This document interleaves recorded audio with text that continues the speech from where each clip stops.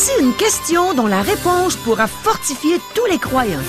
Est-ce que la puissance de Dieu est toujours à notre disposition?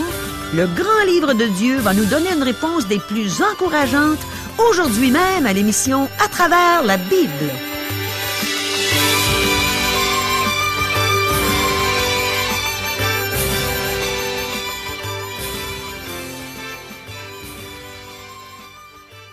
Chers auditeurs, pour en savoir davantage sur le contenu de cette émission, vous pouvez contacter en tout temps Radio Espoir via Internet à www.radioespoir.ca ou par téléphone, sans frais, au 1-877-l'Espoir, 1-877-537-7647. Bonjour, ici Caro. J'aime tellement ce que Dieu nous enseigne par l'apôtre Paul. J'ai bien hâte d'entendre ce que la parole de Dieu va nous dire aujourd'hui en réponse aux questions que voici. Qu'est-ce qu'une Église démontre quand elle a de l'amour pour son pasteur? Est-ce que notre vie de prière peut révéler si nous sommes des enfants de Dieu? Comment est-ce que Dieu se révèle à nous? Quel est le meilleur moyen à prendre pour comprendre sa parole? Est-ce que la puissance de Dieu est à notre disposition? Est-ce que tout sera soumis à Jésus un jour? Est-il important que l'Église du Seigneur Jésus lui soit soumise maintenant? Demeurez à l'écoute. Le pasteur Régent Joly est prêt à nous enseigner des choses merveilleuses en réponse à toutes nos questions, et il va le faire dans quelques instants. Mais premièrement, remercions le Seigneur pour tout ce qu'il nous enseigne dans sa belle parole. Prions. Oh mon Dieu, merci. Un gros merci pour tout ce que tu nous donnes à travers tes Écritures. Jour après jour, tu nous enseignes, tu nous donnes la liberté d'entendre prêcher ta parole, tu nous donnes la liberté de la lire, de la mettre en pratique, de l'annoncer aux gens. Merci Seigneur pour ta parole. Merci pour ton Fils qui est mort sur la croix pour nos péchés. Merci pour la vie éternelle que tu nous donnes en son nom. Oh mon Dieu, parle à nos cœurs aujourd'hui, instruis-nous. On veut mieux te connaître, Seigneur, on veut s'approcher de toi davantage. Amen. À toi, Régent. Merci, Caro. À la dernière émission, nous avons vu que le but de l'humanité est de glorifier Dieu. Le Saint-Esprit accomplit l'œuvre de Dieu en nous, dont la régénération. Le Saint-Esprit ouvre les yeux d'une personne et éclaire son intelligence afin qu'elle comprenne la vérité et qu'elle vienne au Seigneur Jésus. Elle croit et elle est régénérée. De plus, l'Esprit la scelle. En fait, le sceau, c'est l'Esprit lui-même. Il vient habiter dans le croyant et il imprime l'image de Dieu sur le cœur du croyant. De plus, l'Esprit identifie le véritable propriétaire. Finalement, il est un gage qu'un jour nous serons glorifiés. Notre rachat sera complété et nous aurons tous les privilèges du salut et des enfants de Dieu. Les chrétiens d'Éphèse étaient reconnus pour leur foi et leur amour. Paul rendait grâce à Dieu pour cela. Remercions-nous Dieu, le louons-nous ou ne lui présentons-nous que des requêtes lorsque nous prions? L'important n'est pas le sens exact du baptême de l'Esprit et du sceau de l'Esprit. Il n'y a qu'une question essentielle. Le Saint-Esprit vous a-t-il donné la certitude que vous étiez un enfant de Dieu? Autrement dit, avez-vous reçu l'Esprit d'adoption? Finalement, nous avons terminé l'émission en rappelant que Dieu le Père nous choisit en Jésus-Christ, nous prédestine à l'adoption et nous accepte en son Fils. Par contre, le Seigneur Jésus nous rachète. Il nous a révélé le mystère de la volonté de Dieu et il fait de nous ses co-héritiers. Le Saint-Esprit, lui, nous régénère, nous protège et accomplit l'œuvre de Dieu dans nos cœurs. À la dernière émission, nous nous sommes quittés au verset 15 et 16 et nous vous avons rappelé que Dieu aime bien les prières de louange, pas seulement des listes de requêtes. Nous reprenons à ce point aujourd'hui. Relisons nos versets. Éphésiens chapitre 1, versets 15 et 16. C'est pourquoi, moi aussi, ayant entendu parler de votre foi au Seigneur Jésus et de votre amour pour tous les saints, je ne cesse de rendre grâce pour vous. Je fais mention de vous dans mes prières. Paul était un homme de prière. Paul dit que lorsqu'il a entendu les bonnes nouvelles en provenance d'Éphèse, il rendit grâce à Dieu. Nous pensons souvent à Paul comme étant un missionnaire exceptionnel, mais nous nous rendons moins compte que sa vie de prière était aussi exceptionnelle. Si l'on faisait un sondage pour déterminer le plus grand missionnaire de tous les temps, Paul serait probablement à la tête de la liste. Paul fut aussi un apôtre extraordinaire. Paul serait certainement considéré un prédicateur hors pair. Paul savait aussi enseigner, et il était reconnu pour ce don. En fait, sur des listes d'apôtres, de prédicateurs, d'enseignants et de missionnaires, le nom de Paul apparaîtrait parmi les 10 premiers, si ce n'est en première position. Paul était aussi un excellent pasteur. Il a pleuré lorsqu'il a fait ses adieux aux anciens d'Éphèse. Il les aimait et ceux-ci l'aimaient. L'amour pour son pasteur mesure l'état spirituel d'une Église. J. Vernon McGee, le prédicateur dont nous traduisons et adaptons les textes, affirmait juger l'état spirituel d'une Église par son amour pour son pasteur si celui-ci prêchait, il va sans dire, fidèlement la parole de Dieu. Aujourd'hui, nous pouvons juger les gens d'après leur attitude à l'égard de la parole de Dieu plutôt que par la grosseur de la Bible qu'ils portent sous leurs bras.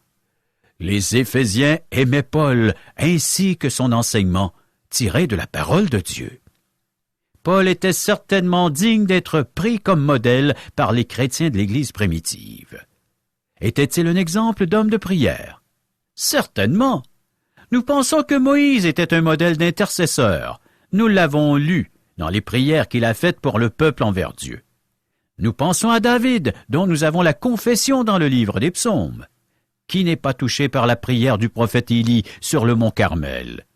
Nous avons Daniel qui priait devant sa fenêtre, malgré l'interdit du roi. Le Seigneur Jésus était un homme de prière. En fait, ses disciples lui ont demandé de leur enseigner à prier. Paul aussi était un homme de prière exceptionnel. Si en lisant les épîtres de Paul, vous faisiez une liste complète de ses prières et de ses sujets de prière, vous seriez étonné par la variété de cette liste.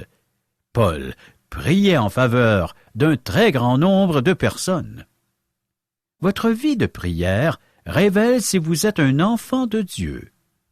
Nous trouvons 2 prières de Paul dans cet épître, et nous sommes devant la première. Nous ayant présenté les enfants de Dieu comme étant le corps de Christ, Paul s'agenouille et prie. L'autre prière se trouve à la fin du chapitre. Les 2 prières de cet épître révèlent que Paul était un enfant de Dieu qui se faisait du souci pour les autres croyants. Nous pouvons aussi déterminer si une personne est un enfant de Dieu en examinant sa vie de prière. Est-ce que la personne est consciente de sa dépendance de Dieu? Si elle a un besoin, ira-t-elle en prière pour présenter ce besoin à Dieu? Prie-t-elle pour les autres? Lorsque Saul était à Damas, aveugle à la suite de sa rencontre avec le Seigneur Jésus, le Seigneur envoya Ananias vers Saul pour le rassurer. Car Saul persécutait l'Église. Le Seigneur lui dit que Saul priait. Et le Seigneur lui dit, « Lève-toi, va dans la rue qu'on appelle la droite, et cherche dans la maison de Judas un nommé Saul de Tarse, car il prie. » C'est rassurant, n'est-ce pas? C'est tiré du livre des Actes, chapitre 9, versets 11 et 12. « Je ne cesse de rendre grâce pour vous. » Premièrement, Paul rend grâce à Dieu pour les Éphésiens. Il priait pour eux, ainsi que probablement pour toutes les églises. « Je fais mention de vous dans mes prières. » En priant, Paul mentionnait les Éphésiens par leur nom. Priez-vous pour des bénédictions spirituelles ou seulement pour des biens matériels?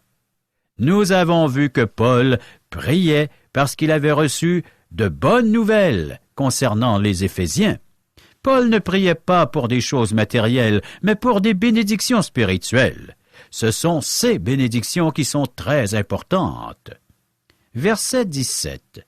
Afin que le Dieu de notre Seigneur Jésus-Christ, le Père de gloire, vous donne un esprit de sagesse et de révélation dans sa connaissance. Seul l'Esprit de Dieu peut nous révéler Dieu.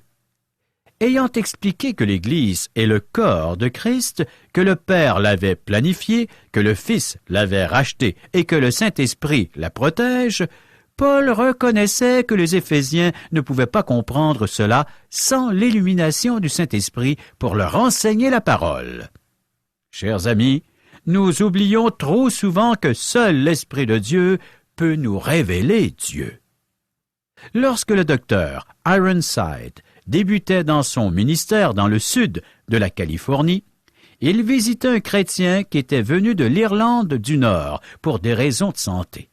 Il souffrait de la tuberculose et à cette époque, la maladie était encore incurable.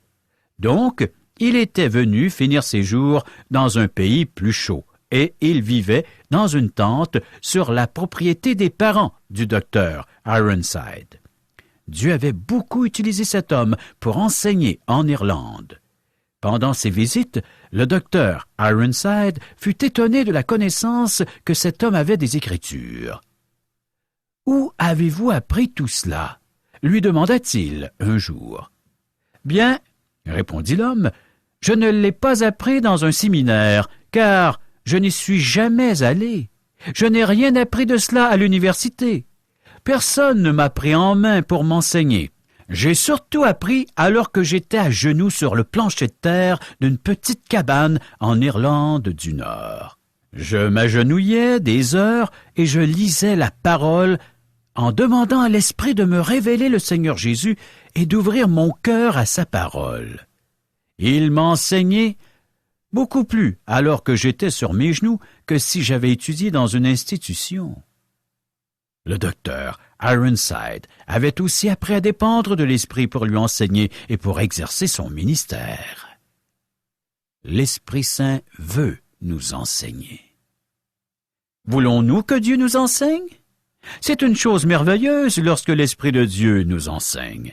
Pour cela, ce qui compte, ce n'est pas nos circonstances, mais la disposition de notre cœur. Voulons-nous que Dieu nous enseigne? Cela se fait avec ou sans école biblique et séminaire. Sommes-nous conscients que seul l'Esprit peut ouvrir notre cœur et notre intelligence aux vérités de la Bible? Afin que le Dieu de notre Seigneur Jésus-Christ, le Père de gloire, vous donne un esprit de sagesse et de révélation dans sa connaissance. Comment est-ce que cela se fait? L'Esprit de Dieu, le seul qui peut ouvrir notre cœur et notre intelligence, nous enseigne la parole de Dieu. Lisons le verset 18. « Qu'il illumine les yeux de votre cœur pour que vous sachiez quelle est l'espérance qui s'attache à son appel, quelle est la richesse de la gloire de son héritage qu'il réserve aux saints. » Une personne peut être très forte intellectuellement, mais ne jamais comprendre les vérités bibliques. Les Écritures insistent beaucoup plus sur des cœurs touchés, transformés par la parole, que sur une simple compréhension intellectuelle de la vérité. Paul a écrit « Si tu confesses de ta bouche le Seigneur Jésus, et si tu crois dans ton cœur que Dieu l'a ressuscité des morts, tu seras sauvé. Car c'est en croyant du cœur qu'on parvient à la justice, et c'est en confessant de la bouche qu'on parvient au salut. » Romains chapitre 10, versets 9 et 10. Il faut naître de nouveau pour comprendre la parole. Mes amis, seul l'Esprit de Dieu peut nous enseigner les vérités spirituelles et pour les comprendre, il faut passer par la nouvelle naissance. Nous avons besoin d'être régénérés. Paul enseigne cela dans l'Épître aux Corinthiens. Mais, comme il est écrit, ce sont des choses que l'œil n'a point vues, que l'oreille n'a point entendu, et qui ne sont point montées au cœur de l'homme, des choses que Dieu a préparées pour ceux qui l'aiment. Dieu nous les a révélées par l'Esprit, car l'Esprit sonde tout, même les profondeurs de Dieu. 1 Corinthiens, chapitre 2, versets 9 et 10. J. Vernon McGee racontait cette anecdote. Alors que je faisais ma première année d'études en théologie au séminaire, je visitais une dame âgée que tous appelaient Grand'ma, c'est-à-dire grand-mère. Cette dame ne savait ni lire ni écrire. Un jour, alors que je la visitais, j'ai commencé à lui présenter quelques pensées au sujet de l'Évangile de Jean, chapitre 14. J'essayais de lui expliquer le texte le plus simplement possible. Après 5 minutes, elle m'interrompit et me demanda si j'avais remarqué un détail dans le chapitre. Bien, je ne l'avais jamais remarqué, mais je me demandais comment elle avait pu saisir cela, puisqu'elle ne pouvait ni lire ni écrire. Elle connaissait des choses que je ne pouvais pas trouver dans mes commentaires. Comment pouvait-elle les savoir? L'Esprit de Dieu avait ouvert les yeux de son cœur. L'Esprit désire nous enseigner aujourd'hui. Une des raisons que les gens prennent si peu de temps pour méditer la parole, c'est qu'ils ne veulent pas que Dieu leur enseigne. Ils se fient sur un pasteur ou une étude biblique à la maison. Ces choses sont bonnes et utiles, mes chers amis chrétiens. Pourquoi ne pas laisser l'Esprit vous enseigner? Prenez le temps de méditer et d'étudier la Bible. Peut-être qu'un passage ou un chapitre ne vous parlera pas. Peut-être qu'après plusieurs lectures, vous ne comprendrez toujours pas un texte. Alors, agenouillez-vous et dites à Dieu, « Je ne comprends pas ce passage. Enseigne-moi, s'il vous plaît. » Le Saint-Esprit peut nous enseigner, et il le fait lorsque nous voulons vraiment apprendre. Maintenant, il faut éviter d'abuser cette doctrine. Certains affirment que l'Esprit nous enseigne directement et que nous n'avons pas besoin de préparer un message ou une prédication. Nous n'avons qu'à monter sur l'estrade et dire ce qui nous passe par l'Esprit. Le verset suivant sert à justifier cette doctrine. Pour vous, l'onction que vous avez reçue de lui demeure en vous, et vous n'avez pas besoin qu'on vous enseigne, mais comme son onction vous enseigne toute chose, qu'elle est véritable et qu'elle n'est point un mensonge, demeurez en lui, selon les enseignements qu'elle vous a donnés. 1 Jean chapitre 2, verset 27. Cependant, ce verset n'exclut pas la nécessité de préparer une prédication par l'étude et la prière. Oui, l'Esprit enseignait déjà les chrétiens et il n'avait pas besoin qu'une personne d'une secte gnostique vienne les enseigner. Cependant, l'Esprit enseignait les chrétiens au moyen des pasteurs et des enseignants qu'il avait suscités et équipés. Lorsque Jean a écrit cela, des gnostiques visitaient les églises et disaient aux chrétiens qu'ils avaient besoin de révélations supplémentaires. C'est pour cela que Jean dit aux églises qu'elles n'ont pas besoin qu'on les enseigne. Les pasteurs, les docteurs et les enseignants déjà établis par Dieu le faisaient, et le faisaient fort bien. Cependant, il faut éviter de tomber dans l'autre extrême et ignorer la nécessité de l'illumination de l'Esprit. L'Esprit nous illumine lors d'études personnelles de la Bible ainsi que lors de prédications. Pour que vous sachiez quelle est l'espérance qui s'attache à son appel, quelle est la richesse de la gloire de son héritage qu'il réserve aux saints. Voilà ce que dit le texte. Nous avons appris que nous avons un héritage en Christ Jésus. Nous devons savoir qu'il a aussi un héritage en nous. Aujourd'hui, nous, les croyants, nous formons l'Église et Dieu travaille en passant par nous. Mais un jour, nous régnerons avec lui. Il nous réclamera comme son héritage. Oui, Christ est notre héritage et nous sommes l'héritage de Christ.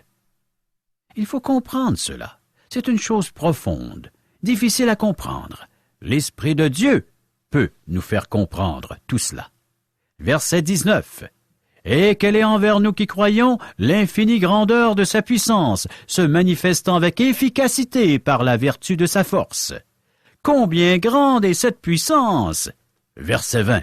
Il l'a déployée en Christ, en le ressuscitant des morts et en le faisant asseoir à sa droite dans les lieux célestes. La puissance de Dieu est à notre disposition.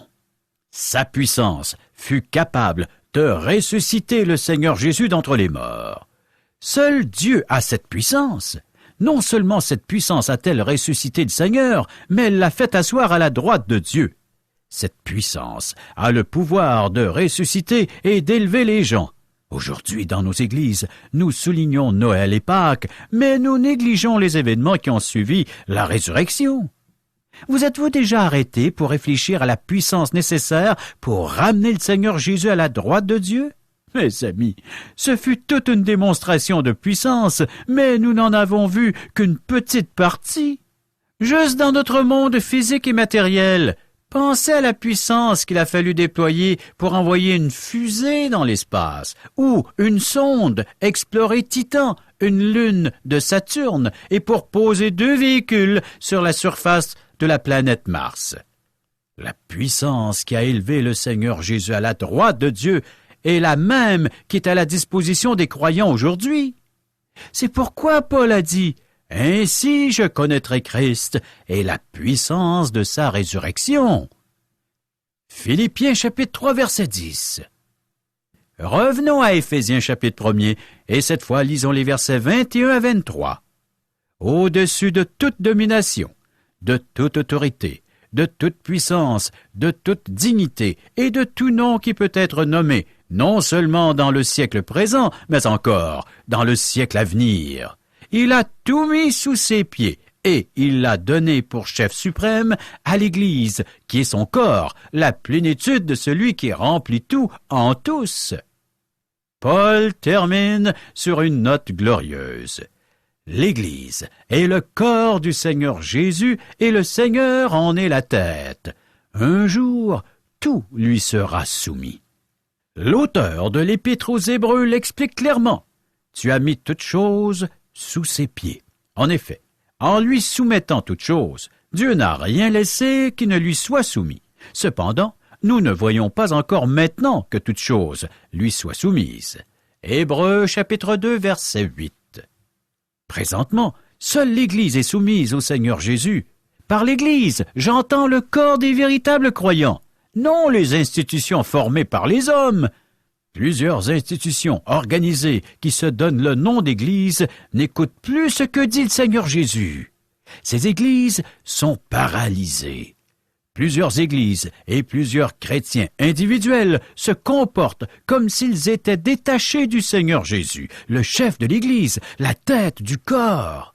Le Seigneur a dit, « Si vous m'aimez, gardez mes commandements. » Jean chapitre 14, verset 15. Autrement dit, « Je peux bouger mon petit doigt parce que c'est ma tête qui le commande. » Lorsque Dieu veut que vous fassiez une chose, que vous exerciez un don qu'il vous a donné, vous devez le faire parce que vous l'aimez. Sinon, vous n'êtes pas attaché au corps du Seigneur Jésus. Ceci est très important. Voici comment Paul présente l'Église et notre relation avec celle-ci. Car, comme le corps est un et a plusieurs membres, et comme tous les membres du corps, malgré leur nombre, ne forment qu'un seul corps, ainsi en est-il de Christ. Nous avons tous, en effet, été baptisés dans un seul esprit pour former un seul corps, soit juif, soit grec, soit esclave, soit libre, et nous avons tous été abreuvés d'un seul esprit. Citation de 1 Corinthiens chapitre 12, versets 12 et 13. Chers amis, nous devons nous rendre compte que le Seigneur Jésus est la tête du corps, son Église, et que nous lui sommes soumis. Nous sommes des membres du corps de Christ, qui répondent aux gestes et aux actions déjà réfléchies et pensées par la tête de ce corps, qu'est le Christ. Oui, chers amis, la parole de Dieu nous présente Jésus comme étant le chef, comme étant la tête, comme étant celui qui règne sur toutes choses. À lui, nous devons nous rendre, nous devons nous soumettre, nous devons obéir. En tant que chrétien, si tu as placé ta foi en Jésus et en Jésus seul, alors c'est de lui que tu t'attends à recevoir tout ce qui peut contribuer à la foi, à la relation avec ton Dieu et à l'épanouissement de cette nouvelle vie, la vie chrétienne en Jésus-Christ. Chers amis, préparons-nous pour la prochaine émission. Cette fois, en lisant l'Épître de Paul aux Éphésiens, chapitre 2, versets 1 et 2. Merci beaucoup, Régent. J'ai bien aimé l'histoire de l'homme qui n'avait pas pris de cours bibliques, qui n'avait pas étudié à l'université, mais qui avait acquis des connaissances extraordinaires dans la parole de Dieu, simplement en s'agenouillant pendant des heures sur le plancher de terre d'une petite cabane pour lire la Bible, demandant à l'Esprit de lui révéler le Seigneur Jésus et d'ouvrir son cœur à sa parole. Mes amis, cet homme est tout un exemple pour moi. Parfois, quand je lis la parole de Dieu, je suis fatiguée et j'ai de la difficulté à me concentrer. Et à ces moments-là, il m'arrive de relire et de relire le même passage sans comprendre grand-chose. Et enfin, je demande à Dieu de m'aider. Je lui dis que j'ai de la difficulté à comprendre ce qu'il veut me révéler dans les Saintes Écritures. Et il m'exauce. Mais je suis loin de m'y appliquer comme cet homme, qu'il faisait pendant des heures dans sa petite cabane. Oh, que Dieu m'aide, qu'il nous aide à mettre encore plus de temps dans ce beau livre qu'il a inspiré aux écrivains de sa parole. Dans un de mes chants, je parle à mes frères et sœurs en Jésus-Christ et je dis « Plongeons nos regards et notre cœur dans sa parole ». Et je m'exhorte moi-même en premier dans ce chant. Dieu connaît nos cœurs. Il sait si on s'applique réellement à sonder les Écritures, si on veut vraiment mieux le connaître, mieux le servir, pour lui être fidèle, pour qu'il soit glorifié dans notre vie. Et c'est merveilleux qu'il nous ait donné sa parole et son Esprit Saint pour la comprendre. Mon frère, ma sœur, demandons à Dieu qu'il nous donne un goût grandissant pour la connaissance de sa belle parole, qu'on puisse se joindre aux psalmistes et être d'accord avec eux quand ils disent, par exemple, dans le psaume 119, verset 9, « Comment le jeune homme rendra-t-il pur son sentier? En se dirigeant d'après ta parole. » Et dans le même psaume, au verset 16, il dit « Je fais mes délices de tes statuts, je n'oublie point ta parole. » Et au verset 130, « La révélation de tes paroles éclaire, elle donne de l'intelligence aux simples. » Et qu'on puisse réellement vivre le verset 148 qui dit « Je devance les veilles et j'ouvre les yeux pour méditer ta parole. » Et le verset 162 qui dit « Je me réjouis de ta parole comme celui qui trouve un grand butin. » N'oublierai jamais la première fois où j'ai ouvert la parole de Dieu en tant qu'enfant de Dieu et que j'ai lu le premier verset de l'Évangile de Jean où il est écrit « Au commencement était la parole, et la parole était avec Dieu, et la parole était Dieu. » Et je me suis écrié « Hey, c'est la parole, c'est Jésus !» Et ensuite, au verset 14, Dieu me confirmait ce que l'Esprit m'avait révélé, puisqu'il est écrit « Et la parole a été faite chair, et elle a habité parmi nous, pleine de grâce et de vérité, et nous avons contemplé sa gloire, une gloire comme la gloire du Fils unique venu du Père. » Moi, je veux contempler la gloire de Dieu, je veux la contempler sur cette terre, et je veux la contempler éternellement. Mon ami, est-ce que c'est ça que tu veux? Veux-tu contempler la gloire de Dieu? Veux-tu réellement la contempler? Eh bien, ce que je peux te suggérer, si tu ne connais pas encore le Seigneur Jésus, viens à lui maintenant et tu vas contempler la gloire de Dieu. Chers amis, ces émissions, ces messages suscitent en vous des questions, des réflexions? Vous aimeriez en recevoir les réponses? On veut recevoir vos appels. Ça nous intéresse vraiment d'entendre vos réflexions. Nous avons une équipe toute prête à les recevoir. Ce sont des gens qui connaissent la parole de Dieu. Ils vont vraiment vous renseigner sur tous les points que vous voulez savoir concernant la Bible, tout ce qu'on peut lire dans les Saintes Écritures. Ces gens sont disponibles 24 heures sur 24. Ce sont des gens bien engagés. Ils attendent vos appels. Appelez-les, vous ne serez pas déçus, c'est certain. Oui, toi qui vis avec ce questionnement, ne sois pas gêné. Fais-le. Rejoins ces gens qui sauront t'aider. Tu as besoin d'amour? Il y a juste Dieu qui peut te le donner. Et c'est à travers ces gens qu'il va te communiquer cet amour. Appelle. Appelle maintenant. Voici nos coordonnées. Par téléphone. 1-877-L'ESPOIR. 1-877-537-7647.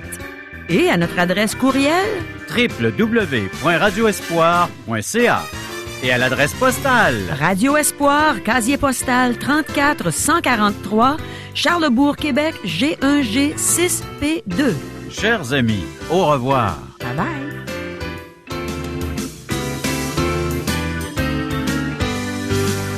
Cette émission vous a été présentée par Radio Espoir.